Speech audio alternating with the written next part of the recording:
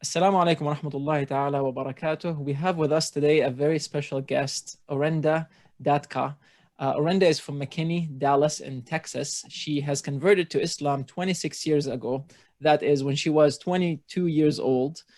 She is right now part of a project. She's part of the core team of a very good initiative called Embrace. And the objective of it is to help new converts to Islam understand Islam better as well as connect with Islam. They have one of their projects is a show called Revert Reality. Orenda has 4 children and she is studying right now hijama, which can be translated as cupping or bloodletting, so that she becomes a hijama practitioner. So please help me here in welcoming Orenda Dadkhah. Assalamu alaikum, Orenda. Wa alaikum assalam. Thank you so much for inviting me here today. Yeah, thank you for coming on. And Orenda, if you would allow me to use in this interview the label white, because I know it's part of your identity as well as part of your intriguing story to converting to Islam. So you were raised, as you described it to me, as a white person and part of a white family. Can you describe that to us? Like, what was that like? Sure. So my family was not very religious in the sense of like an organized religion. The term God came up occasionally, maybe when our car wouldn't start, let's pray to God, the car will start or something like that. But for the most part, they just instilled core beliefs in us of, treating other people the way you want to be treated. No matter what nationality or ethnicity you come from, everybody's equal.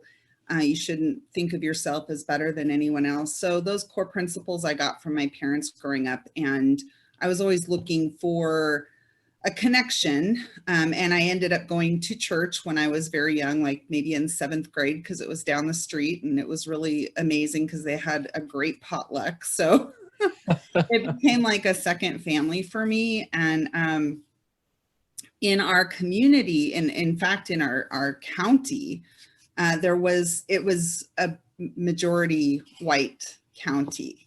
And so we didn't have a lot of, different nationalities or ethnicities or religions. It was pretty much all Christian. That's changed now. It's been like over 20 years, but yeah, so growing up, I had a very limited, very small town.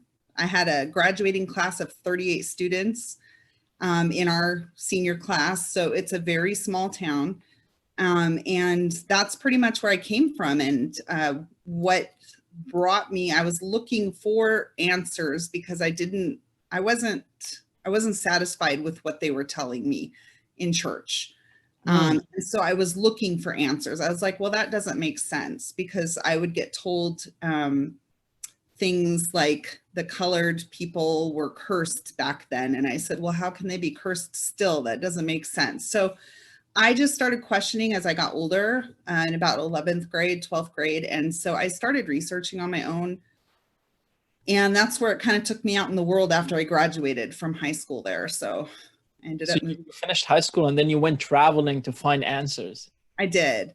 I actually lived in a very remote area in Oregon, and I graduated at 17, and I decided I wanted to go to New York, of all places. Wow. So it was quite a culture shock for me. It was very different from what I, grew up with. And coming into New York, I was just like flabbergasted. I'm like, oh my gosh, how I'm going to drive here, how I'm going to do anything here. It's so huge. And just seeing the mixture of people there was a really good experience, because you just see everything. And so you're exposed to a lot more, people's lifestyles, their beliefs, everything. So it kind of opens things up. If you're kind of closed off in a small community where you don't get a lot of exposure to different lifestyles, you don't really know. And back when I grew up in that town, I did not have a very good outlook on Muslims at all. At all. We had a civil, like a history class that would talk about the Palestinians and all that. And most of the talk was negative. You know, I didn't really pick up anything positive from it. And, you know, I would see movies and all the Muslims were portrayed as the bad people or something horrible happening to someone. So I did not have a very good outlook of Muslims, and I wasn't looking in that direction. So yeah, it was an interesting journey. So, but before you arrived to New York, you went to New Mexico and then New Jersey as well. How did these places kind of contribute to either you finding answers or even just asking the questions? I think you said one of your teachers was asking, who is the ideal American? And that was kind of what triggered everything, right? Well, I did work for a time. It was actually after I had gone to New Mexico and after I moved to New Jersey and then actually New York. And then I moved back to Oregon for a year. I was going to go back to school there. And I was working for a Christian preschool. And so our boss told us you did not have to be Christian because I didn't identify as a Christian at the time. And she said, you don't have to be Christian to work here. But one day they had substitutes come in and they would have trainings for us. So the substitutes would come in and we go for training. But one day it was like a religious class. And so she kind of caught us on the spot and she asked us, you know, I want you guys to describe the typical American. And so my friend, who was actually Hawaiian, she said, well, they have dark skin, dark hair, dark eyes. And she's like, wouldn't you say, you know, they're fair skin, fair eyes, fair hair? And she's like, no, because the original Americans were the Native Americans. So we had a lot of, you know, a lot of questions, and they get flustered when you ask questions. You just have to. So that's kind of what drove me to look for more answers. Interesting. Now, those places that I went to, you know, I would meet different people and their beliefs and ask them questions. So it was kind of a couple years journey there. But despite your family not being religious, you were baptized twice. I was. How did that happen? Well, I had a little bit of a, I would say, dysfunctional family growing up. And so I was happy to be out of the house. And part of that was going there. And my mom worked a lot and my dad wasn't home that often. So the potlucks were amazing because it was food. So it was something as a young child, I was going out to find what I didn't have at home. And so that's what I was looking for. And the church that I was going to, that I was baptized at first, I started not liking how they were teaching. And so I went to another one with another friend. So it almost just became this like socialization and just kind of going along with it, because I didn't really grasp what that meant when it happened until I got older and started really thinking. So you were baptized twice because you were first baptized in the first church that was somewhat didn't really adhere to equality between the races. And then you were baptized in the second church. And how did that kind of contribute to your questioning and the way you were looking for answers? Well, I mean, at that time I was really young. So, you know, I was like in maybe 8th, 9th grade at that time. So it was only like a year apart for the baptisms. And I'll be very honest, a lot of it was just like what I was saying, looking for something I didn't have at home. And so being with friends, being with other people that were kind and happy to see me. And, you know, so the religious aspect of it, I didn't really take it so much so as I just like being here. And these people are nice and they feed me good. Yeah. So, as I got older, and then they would start talking to me about behaviors, and they would just say things didn't make sense. Like, oh, you're such a sweet girl, because when you walk down the street, you don't shake your behind, or something like that. And I was looking at them like, what? Like, you can go to hell for just, I mean, so then I was paranoid. I have to walk very straight. Like, I can't swing at all my shoulders or anything. So it was just little things like that that made me question, like, this doesn't have anything to do with how I act, like how I treat people.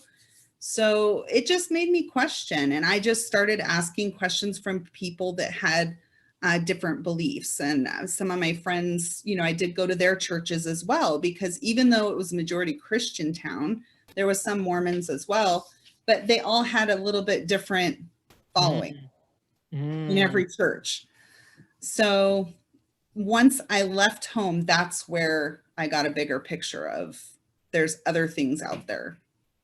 And it wasn't really until, like, if we move really forward, and this is, I think, where it got really interesting, despite you actually being white and growing up in a white town, you ended up marrying the absolute antithesis of a typical white American, somebody from Afghanistan. Yeah. And how did that happen? Well, it's after I moved to New York and I was working, and the job that I was at, I was really unhappy, and the company gave me some contact information for some other girls in the area.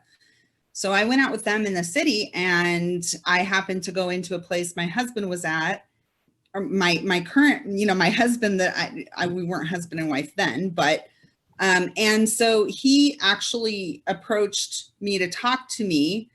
And once I heard where he was from and that he was Muslim, I didn't want anything to do with him. I was like, no, I'm going back home next week. I don't have a phone number. You cannot talk to me.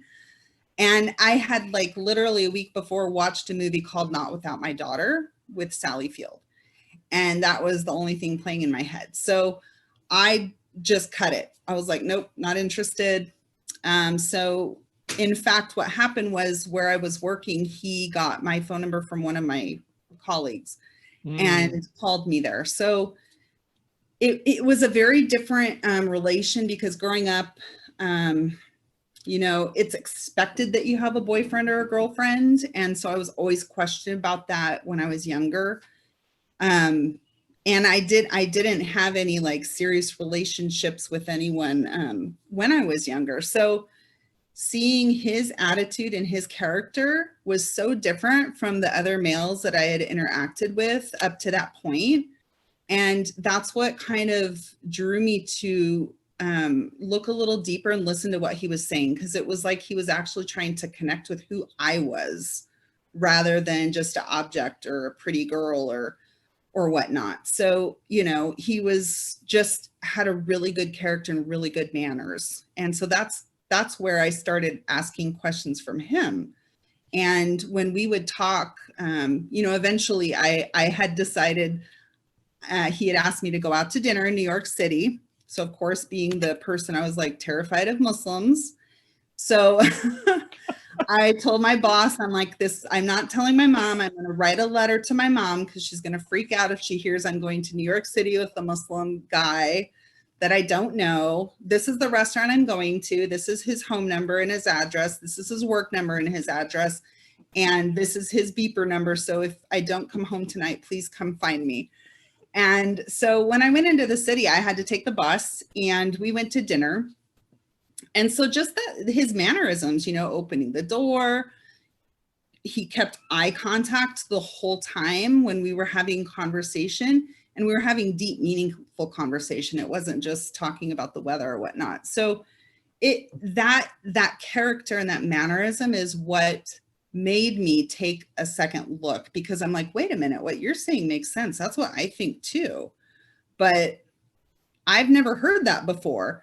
So it was almost like all those years of searching, I had found what matched my thinking, but I didn't have anything to connect that to, because I wasn't exposed to it.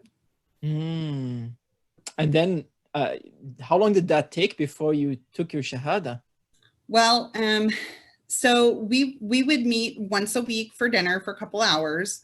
And after about a month, you know, I had told him, he was surprised. He's like, why don't you have a boyfriend? You're American.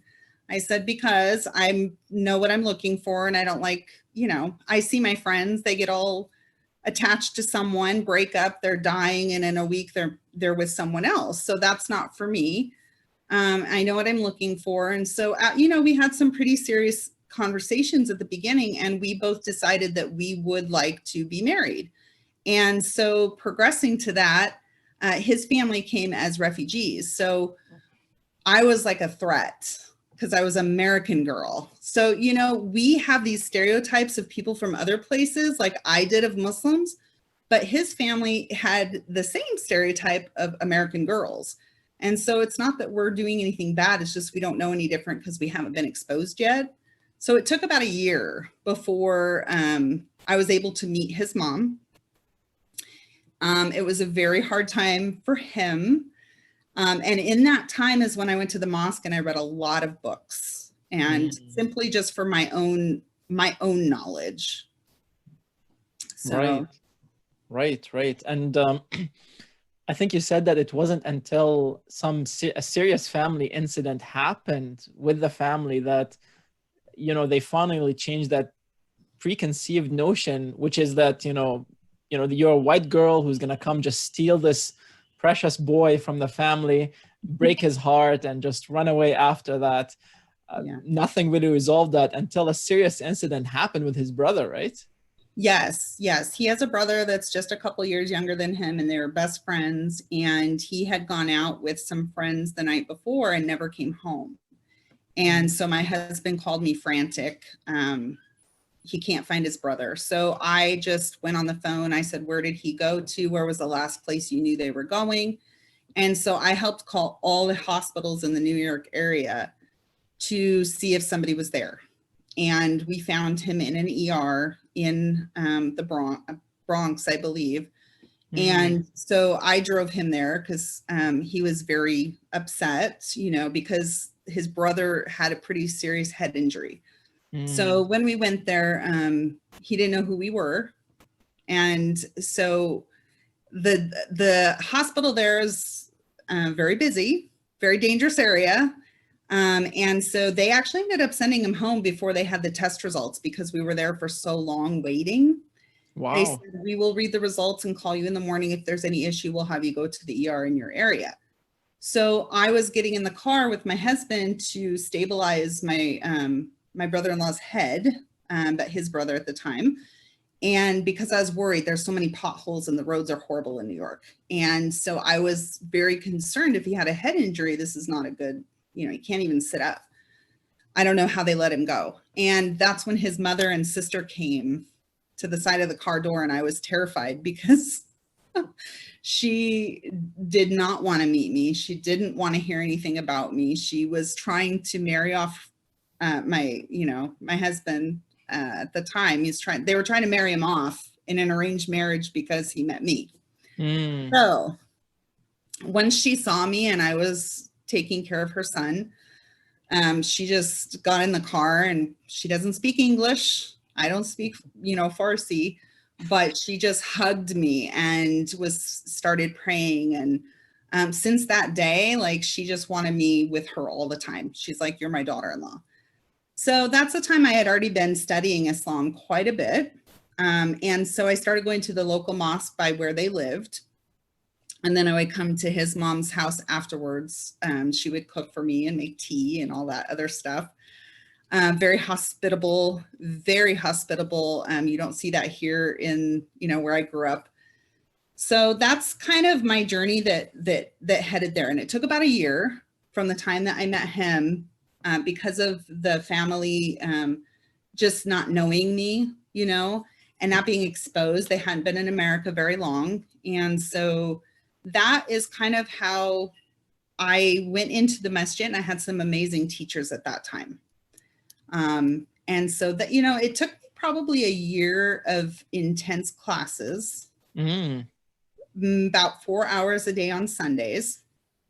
Wow. And I just had the notion that today's the day. Like, this is, what am I waiting for? I believe everything it's saying. It's common sense to me. I don't really have any other questions. And I had learned enough to know that this was something that kind of fit with my own thinking. And it really matched what my parents taught me, even though they weren't religious. And so I decided to take my Shahada. And so they had a big ceremony there. And yeah, it was interesting. Wow. So just out of curiosity though, I mean, I want to like ask you 100 questions now because like seriously, like your journey is, especially that you're able to still remember it and describe it in detail. That's fascinating.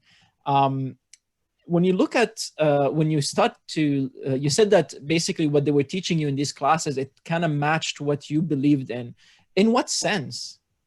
Well, in the sense that I always thought, you know, in the church, they teach you that Jesus is the Son of God and they're praying to Jesus. And for me, it didn't make sense because I'm like, well, God was there before. Mm, And so how can we be, then why are we not praying to God? So that mm, was one question I had. I had a lot of questions about the races mm, because it seemed to be where I was from, because it was predominantly white, that everybody that was good was white, and people who weren't white weren't as good because they did something wrong. Their ancestors did something wrong in the past. Now, of course, everybody's going to teach things differently according to their interpretation, but that was just my experience personally. And, you know, the fact that it taught how, you know, love for your brother what you love for yourself. So treat people the way you want to be treated. It mm, just really fit in with the base characteristic of what my parents taught me, mm, how to care for people. And my parents at one point had told me they wanted me to be a bridge between cultures when I was young. mm, And so I thought that was kind of weird, but I understood that as I got into this different culture with my husband's family, realizing it wasn't only a bridge between me and my husband's family because we had two different cultures, but it was also because I'm in a different faith too. So it kind of came full circle, and just realizing that at the time, it just clicked. A lot of, you know, light bulbs came on, like, this makes sense, this makes sense, this makes sense. And that I have a direct connection to God. I don't have to go through anyone. I don't have to share anything. You know, if I did something wrong, I don't have to tell anyone.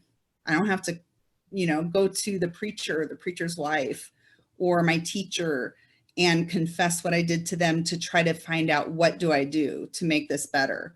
So it was that direct connection with my creator that was very enticing as well. And it just made sense. You know, Islam is not a new faith. It's a continuation of the ones that came before it.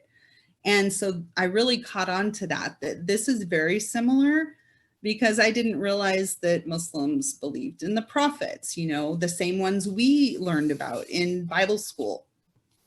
So that just made me kind of dive into the history, right?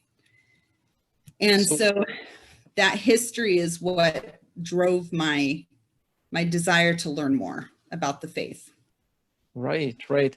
So when you were learning about Islam, I'm assuming there weren't many converts in your area. So you were engaging mostly with born Muslims, i.e., people from overseas who Yes. immigrated to Canada, or maybe their children. Yes, they might be with perfect English, but they still absorb that home culture, if you will. Yes. Um, I'm sure that wasn't a walk in the park, right?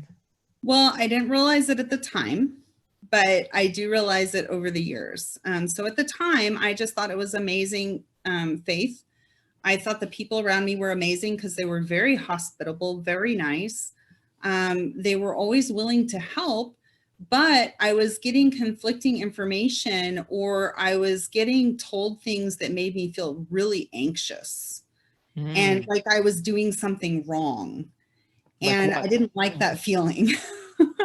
So, you know, a lot of it was depending on, and this is just talking in retrospect, depending on where you're at and the people that you're surrounded with and their culture, they're going to influence your dress maybe. So when you become Muslim, you're going to dress more modestly.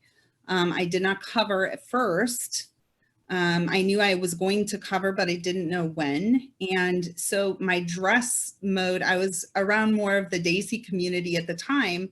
So my dress, you know, reflected that culture.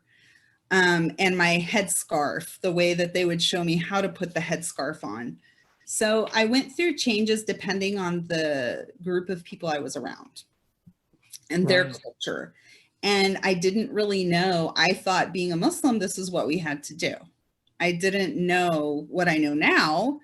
And I did not have converts at the time for quite a few years later to even understand that. And they were kind of in the same boat as me. So, you know, thinking like, oh, they're Muslim. Now I'm Muslim. Now I have to be like them. And so you kind of feel like you have to give up all of your identity, like all of your culture, all of, not necessarily that I have culture, but it was almost like you feel like ashamed and you have to get rid of that person and just like start a whole new slate, I guess, if that makes sense. It does make perfect sense to me. I don't think it makes perfect sense to many born Muslims.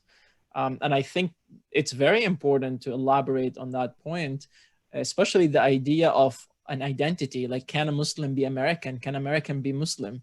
How did you reconcile that? And how long did it take to kind of just recognize that, you know, Islam is transient? Sorry, it's transcendent across cultures, and it does not need a person to absorb another culture as long as they are adhering to its tenets. Exactly. It took a long time, honestly. I went through many phases as a Muslim, and some of them were extremely strict because whatever I was learning, I was trying to adhere to 100%. And I learned through that journey that Islam is perfect, but the people are not. And I used to tell myself all the time, thank goodness I learned about the faith before I met the general community, because it didn't follow what I was learning. It was almost like, wait a minute, you know, why are you talking about that person? Or we're here for the khutbah to learn. We're in Allah's home and I want to learn. So can you guys stop visiting for a minute and listen to the khutbah? We're not supposed to be talking during the khutbah. So like there was so many things, or even eating halal, you know, I was very strict on that. And most of the people around me weren't. And so I couldn't understand. I'm like, wait a minute. It was really confusing for me. Some people were, I'm not saying everybody, but to see those ones that weren't adhering to the faith, I didn't understand at the time why. And over the years, I would notice that, you know, when they came to America, they were trying to more fit into America rather than keep their own faith. And so they had, and I'm speaking based on my husband and his family, noticing that change in them, that they don't have to fit in. They can stand out as different. And that was one thing that they didn't want to do. They didn't want to stand out as different. And so it was difficult. It was really difficult because there were things in the culture that affected my actions that I would find out later were not had nothing to do with the faith. So for instance, the belief in like little pins for my son that would protect him is what I was told. So it would have a piece of dried bread, a little gold Quran page there, a little blue eye, like a Turkish eye. They use it for supposedly for evil eye. And they would put everything on a pin and then put it on my son. They said, you have to leave this on him because the bread protects him from jinn. The Quran, you know, protects him. Allah protects him. And then the evil eye will, you know, anybody who looks at him bad, it's going to catch their evil eye. And to me, I'm thinking, oh, okay, you know, thank you. But over time, as I was learning, I was like, that doesn't make sense. It just doesn't make sense. And so when I started searching and I found out this was a form of shirk, I addressed it and I asked them. So I kind of became like the person nobody wanted to talk to for a while because I'm making them question what they're doing. Right. And so I felt bad because I want to follow this, but I don't want to insult other people. So I had to go back and forth from the imam many times to get advice. Because I'm like, I don't want to be disrespectful. I don't want to be a bad Muslim, but this is my thought process. I'm understanding this, but this is what's happening. And how do I handle that? So that went on for many years, I would say decades. And as the more I learned, the more I could stand up to it and do it in a more confident manner. But then I became, I would say, and my kids would probably explain it this way as well, you just feel like you're alone. You don't feel like you fit in anywhere. Mm. So, you know, even my husband loves me and he knows me better than anyone. He doesn't understand that thought process that I go through unless we sit down and have real talks. And because I wasn't shy to say things, that did affect him becoming, and he'll tell people this too, it affected him becoming a you know, better practicing Muslim. Because a lot of times they're just going along with their culture. They've just done it forever. I remember praying for the first time with everyone, and I was like, oh, it sounds so beautiful in Arabic. What does it mean? And they're like, I don't know. I'm like, wait, you've been saying this for 20 something years and you don't know what it means? So these things we learned from each other, but it was a very difficult path in the beginning. There was a lot of tears. There was a lot of loneliness. There was a lot of talking to Allah. And yeah. And how do you feel now? Right now, I feel amazing. I don't feel shy at all. I feel frustrated that it has to be like that. I don't like cultural Islam, and I wish we could address that so that we all realize we're Muslim and we're trying to please Allah. It's not about our culture. If our culture doesn't match with what Allah subhanahu wa ta'ala and our Prophet sallallahu alaihi wasallam teaches us, we should get rid of it, just like we do as converts. When we embrace Islam, we're coming from a life where a lot of the times we're doing things that is completely forbidden in Islam. But we evaluate that because we're looking for answers. We're looking for the answers in life. Something's making us question our existence. Why am I here? What am I supposed to do? What's going to happen when I die? You know, and on that journey, I did play with other things like reincarnation and Judaism I read into, and many different faiths. So it's a really, really hard process to see people follow a culture and negate what the faith teaches. And that should be our focus. And I think that's what causes a lot of that difficulty for converts when they come in, or reverts, because they're either challenged, oh, you're too strict, because depending on that Muslim, if they're not practicing so much, or if they're very strict, then we're not doing enough. And then we have our families who aren't Muslim. And so things have changed there with our friends and families. So it's like you're in this gray space and floating around. But now I'm very confident in my beliefs. I've had decades to learn, and alhamdulillah, I'm always asking Allah to guide me on the straight path. And so I don't feel that sense of being alone now, because 2 years ago, I found an amazing organization that actually is created by converts for converts. And so I found my support. I found people who understood what I've gone through, because they're dealing with the same thing. However, a little bit different, because we do have some converts that are just a couple years into it. They've not experienced what I did. Because they have the internet. They have all these amazing scholars that they can Google on YouTube. They have a lot of masjids around here that they can visit. And I didn't have that. You know, we had cassette tapes that we would wait until they recorded and brought out, and books, but it was limited. So you really had to search for your information. It wasn't that easy, and it wasn't at your fingertips. And so I kind of, at the beginning, I was like, oh, that's not fair. You know, you guys have it so easy now. But I realized that I had to go through what I went through, because everything happens for a purpose, and Allah tells us that, to get to where I'm at now, so that maybe I can help make a difference, not only in another convert who's coming into Islam, help them in their journey, to let them know you don't have to be perfect right away. You don't have to know everything right away. You don't have to change who you are. You know, it should be improving your character, making you a better person, not changing who you are. And, or even expressing that difference to the born Muslims around me. So I'm able to articulate that much better now because of my experience. So everything happens for a reason. Alhamdulillah, I had to go through those difficulties to get to where I'm at now. And you know, just listening to you, I can tell you that even some born Muslims who do not like to adhere to the culture, but like to adhere to Islam, they live all their life feeling that they don't belong to any specific circle.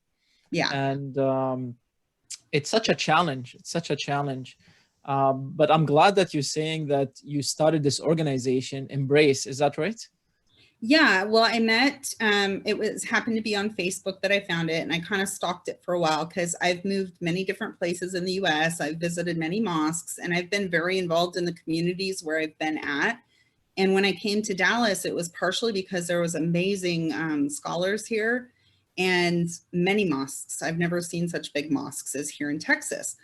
But I found that no matter how many places I went, I never felt like I was welcome. I felt like I was floating in the air, and nobody would make eye contact. And I would be so happy to see somebody with a hijab, you know, walking down the street or in the grocery store, and I'm like looking at them to say, "Assalamu alaikum, sister," and they don't look at you or they don't answer you. And I'm like, wait a minute, what's going on? So I felt very distant and desperate, to be honest, at one point. And that was just after moving here, you know, 2.5 years ago. And at that time I found Embrace, and there was an amazing group of people, and my co-host from Revert Realities, Nahala Morales, she co-founded Embrace simply because she saw the need. She said there's so many people converting to Islam, but like 7 out of 10 people leave Islam that convert. And why is that? So we're so happy to welcome the convert, but what happens to them afterwards? That's the important part, because we don't want them to leave. It's not a popularity contest. It's not like, oh, we have more people. It's this person loves my faith. Now let me help them on their journey. And so that was the motivation behind Embrace. And so they have a core group of people here in Dallas that began it, and it's slowly spreading out. And you're absolutely right. Even here in such a small city such as the one that I live in, Victoria, there was a period where like every week there is one convert or a whole family that would come and revert to Islam, right? And then it doesn't take like 6 months, and then you never see them again. Yeah. And I'm really happy to hear that you guys are doing something about it. And this program that you talk about, the Revert Reality, this show, what is it about? Well, so, you know, us reverts can sit together and talk and completely understand each other's frustrations, either our difficulties in coming into the faith or feeling like we didn't quite fit in anywhere, or maybe some of the others are married to someone from, you know, they're born Muslim, whether it's a brother or a sister, and they go through similar things. So it's really nice to be able to communicate with someone who you can bounce ideas off of or share what worked for you, and encourage each other to do, you know, whatever it is that's pleasing to Allah, because at the end of the day, that's our goal, to please Allah subhanahu wa ta'ala. And so it was a really refreshing thing that I had all of those people surrounding me. And because of that, that gave me more confidence to go out in the community and not feel like I didn't belong in the mosque. I'm like, okay, this is my mosque. This is my hometown. I belong here. Even if nobody's going to talk to me, it's okay. I got my group of people over here. They know what it's like. And so that's refreshing. And one thing is, some people think that we're trying to kind of take ourselves into another group. Like we complain about, oh, the Arabs hang out together, the you know, Desis hang out together, the Lebanese hang out together, the Afghans hang out together. And we complain as converts that we don't feel like we fit in. So we're not trying to keep ourselves in a bubble like, oh, these are the reverts are together. But the simple fact is, if we look at those other groups of people, they simply hang out together because they have more in common, right? Their language is the same, their dress similar, their experiences growing up similar. So that's where we have those little cliques going on. But we want to be the people that if we don't have someone coming up to us in the mosque to say salam alaikum, we need to be the one to introduce ourselves. And that's not easy as a convert at the beginning. So that's kind of what we work on in our group, is trying to foster that confidence with knowledge, with support. And that's the biggest thing, support. But we like to collaborate with people and organizations, because we're not here to just keep ourselves in a bubble.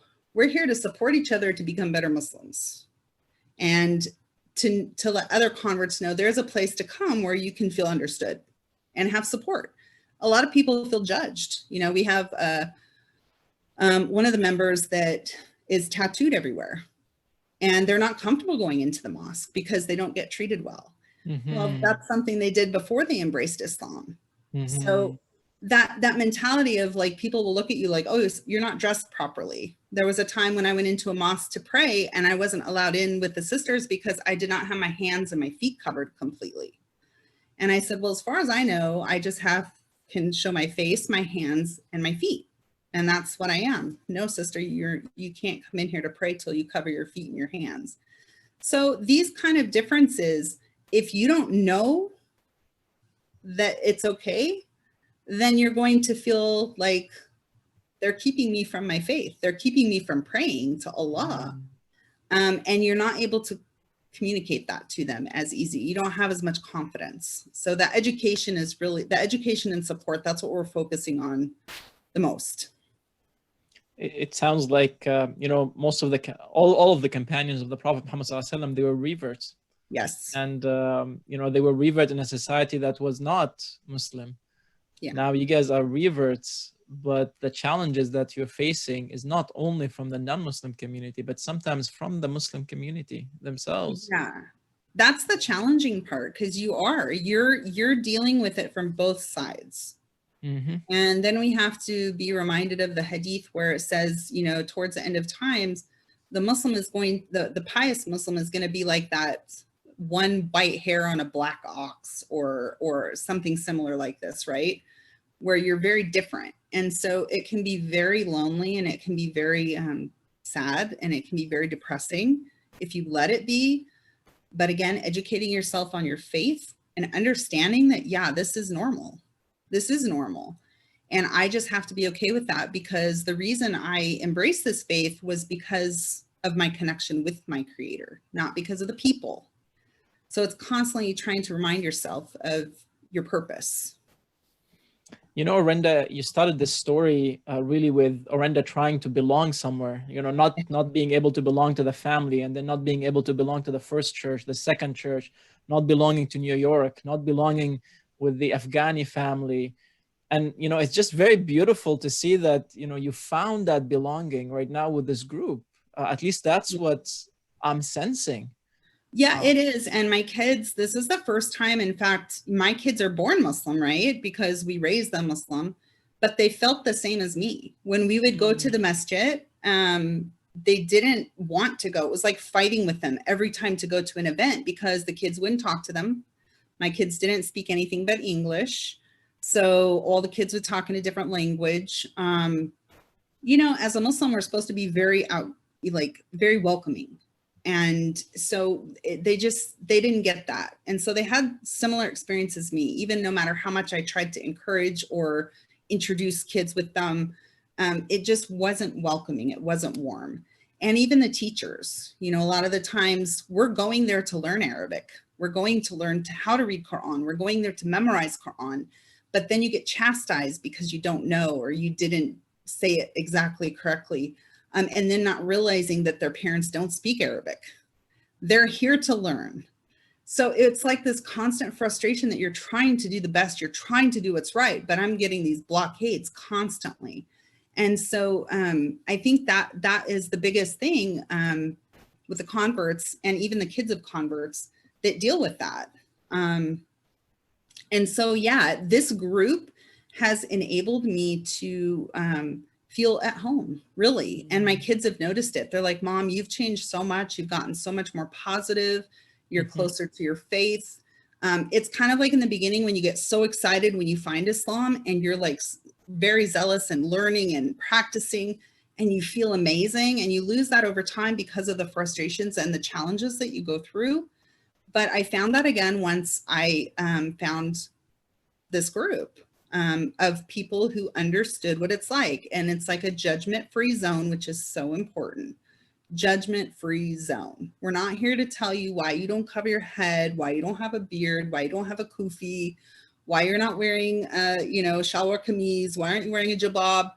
We're here to say your journey is our journey and we're here to support you. And so to be able to do that with each other is very freeing. It allows you to practice your faith the way it should be.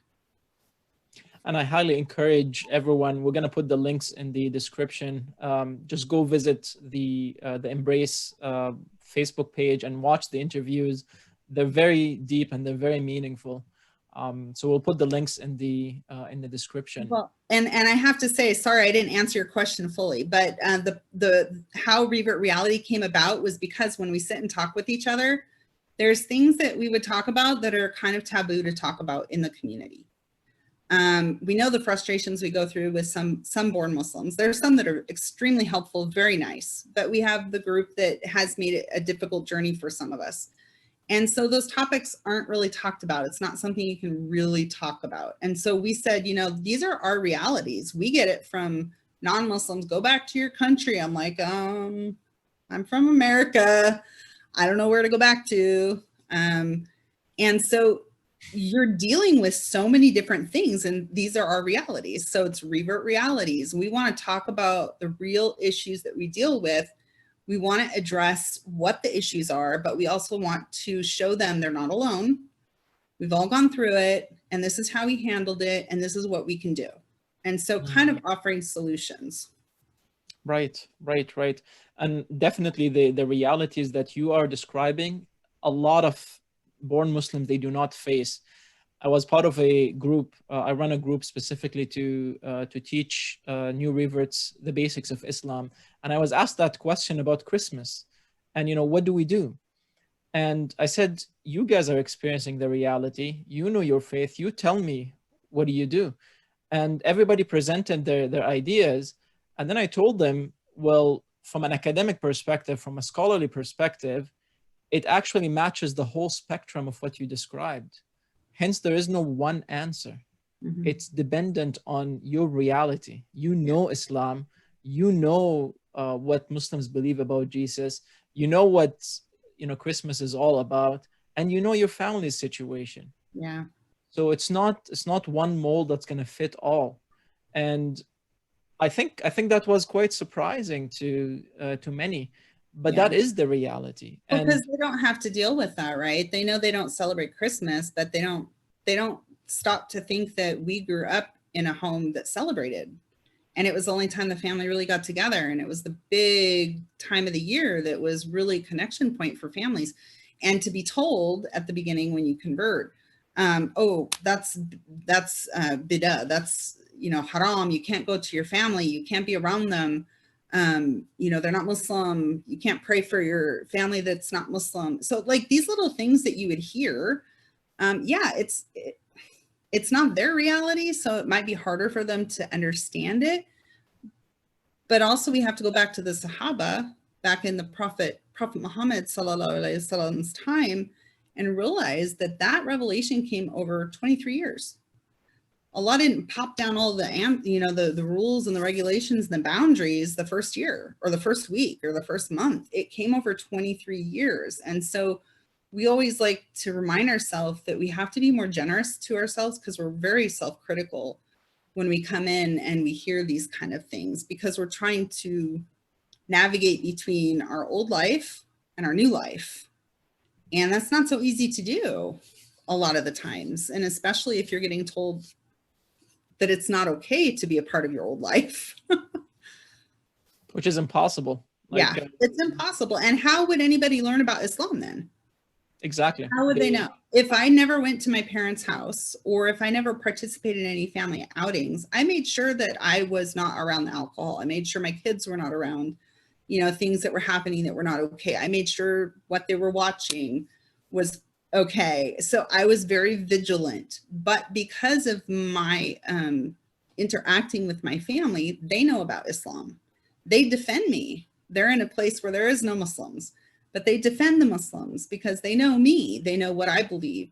And alhamdulillah, after 25 years, my mother embraced Islam just a little over a year and a half ago. Yes. So, you know, some people like say, oh, my parents, you know, they don't they don't believe what I believe or whatnot. And, you know, it wasn't me telling them what's right and wrong. It was me showing them how to be a good person through the examples of our prophet, peace be upon him, and through what Allah has taught us. And because of that, they notice there's more peace. No matter how many difficulties you go through, there's more peace in your life. You're okay. You're going to go through difficulties, but you're okay. You know, Allah's there for you. And so that is what my mom really noticed. And she's, mashallah, been learning a lot and is very vigilant with her prayers. God bless her. She's a good, makes us want to do better. And she could also join this Embrace group.